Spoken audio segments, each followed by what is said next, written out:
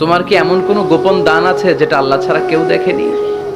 রাতের আধারে আপনি মসজিদের দান বক্সে কচকচে 1000 টাকার একটা নোট ফেলে দিয়ে আসছেন, 1 কোটি টাকা দিলেও এর সমান সওয়াব হবে না। চিল্লা এখন ঠিক কিনা? মানুষের সামনে আপনি বাহাবা পাওয়ার জন্য লাখ লাখ টাকা দিয়েছেন, আল্লাহর কাছে এটার কোনো দাম নাই।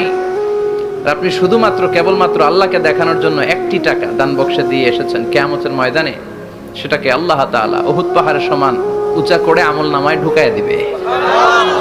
বিষ্ণু বললেন, কামা তুরাব্বি ফুলুওয়াহু, ওটের যে মালিক, ওটের বাচ্চা হলে তিনি খুশি হয়ে যায়।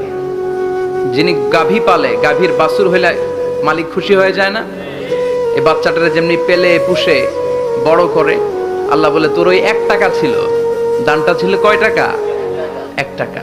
কিন্তু পৃথিবীর কাউকে দেখানোর জন্য তুই সে দান করিসনি, করেছিলি শুধু আমার সন্তুষ্টির জন্য। ওই 1 টাকাকে আমি পেলে পুষে, গাভীর মালিক যেমনি বাছুর পেলে পুষে নাদুস নুদুস করে বড় করে গরুর হাটে বিক্রির জন্য, তোর ওই 1 টাকার ছোট্ট দানটাকে আমি আল্লাহ নিজের তত্ত্বাবধানে পেলে পুষে বড় করে উহুদ পাহাড়ের সমান করে তোর আমল নামায় ঢুকিয়ে দেব।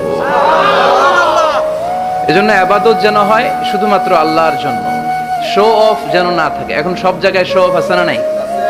সব জায়গায় লৌকিকতা, অতিমাত্রায় লৌকিকতা। বিশ্বনবী বলেন, ইন্নাকা লা তাহদি মান আহবাবতা ওয়ালাকিন্নাল্লাহা ইয়াহদি মান ইয়াশা। ও নবী, আপনি যাকে চান তাকে আপনি হেদায়েত দিতে পারবেন না, কারণ হেদায়েত দেওয়ার নিরঙ্কুশ ক্ষমতা একজনের হাতে, তিনি কে? আল্লাহ। ভিডিওটি যদি ভালো লাগে সবাই লাইক শেয়ার কমেন্ট করে এবং চ্যানেলটি সাবস্ক্রাইব করে বেশি বেশি করে শেয়ার করি।